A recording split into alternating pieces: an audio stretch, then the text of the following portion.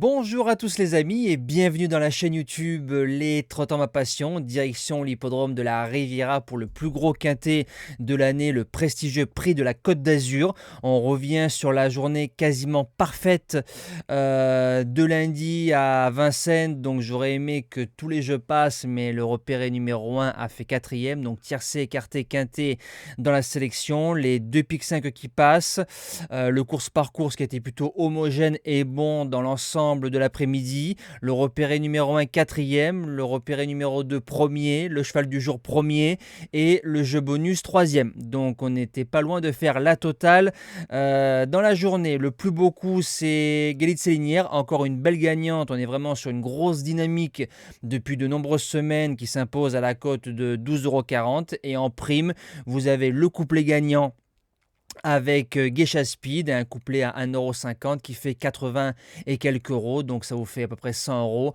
en faisant GP plus le 2 sur 4.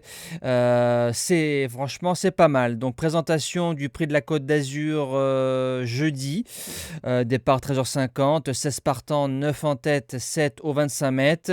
C'est une course extrêmement ouverte et j'ai tenté vraiment un prono explosif. S'il passe, on va se gaver. S'il passe pas, au moins j'aurais tenté quelque chose dans cette épreuve très ouverte. Alors base gagnante, le numéro 6, Birbacaf, le retour d'Enrico Belley sur les pistes en France. La jument a couru une fois en France, quatrième du Prix de Provence, battant Fakir de Mahé, et devant c'était Freeman et Al Capone Stecca. Donc c'est des chevaux qui tiennent la route de niveau Vincennes.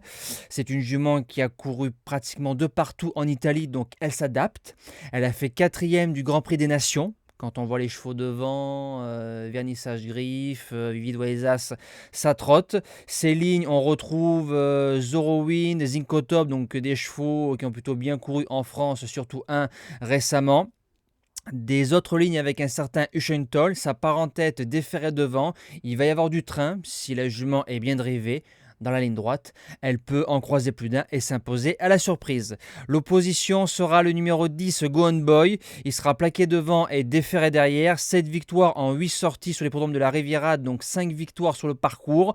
2 courses de rentrée. Il faut quand même se rappeler que c'est le gagnant du critérium des 4 ans en champion. Il a gagné tout seul. Bon, ensuite disqualifié par la suite. Mais pour moi, le gagnant du C4, c'est Go On Boy et personne d'autre. Romain Derieux qui s'est préparé ses chevaux. Au 25 mètres, il faudra démarrer un tout petit peu, mais un gagnant de critérium, ça se respecte dans les grandes courses.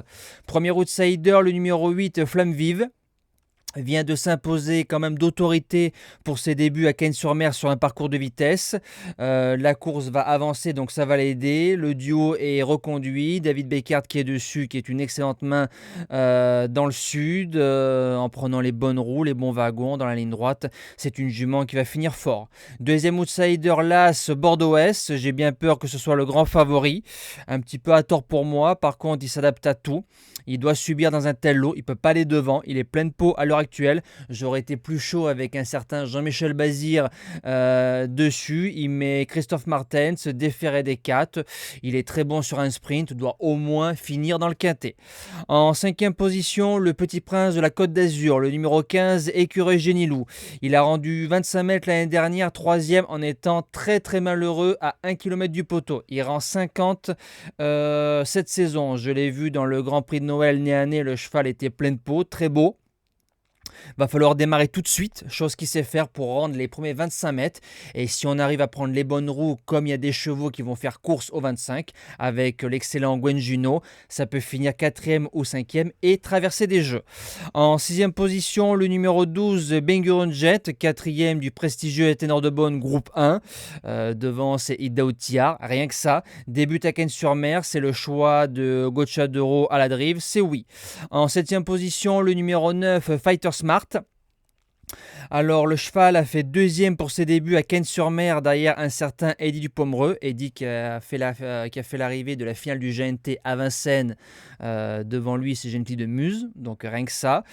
Il a marché 12,7, donc c'est un bon chrono.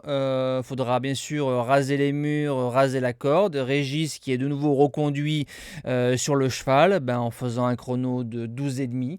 Le cheval peut faire l'arrivée. Et je termine avec le 2 Dotarus, une grosse pensée penser à monsieur Jean-Pierre Hench qui a eu des problèmes de santé, donc on lui souhaite vraiment un prompt rétablissement pour la suite de l'année. Voilà, en espérant que ça va mieux. Dédicace à la famille Hench qui a gagné cette course l'année dernière avec Nico à la drive. Il faut se rappeler que Dotarus a fait deuxième du GNT de Salon de Provence, a ensuite répété à l'attelage. C'est un cheval de trop monté, donc sa carrière de trotteur monté lui donne beaucoup de fond et beaucoup de dureté à l'attelage. Quentin Seguin qui est dessus, et comme c'est très ouvert et que les rapports risquent d'être fous, je me dis que Dotarus peut s'immiscer à l'arrivée. Voilà, nous on se dit à demain pour un tout nouveau quintet, de retour sur l'hippodrome de Paris-Vincennes. Je vous souhaite une excellente semaine, un bon prix de la Côte d'Azur et bon jeu à tous.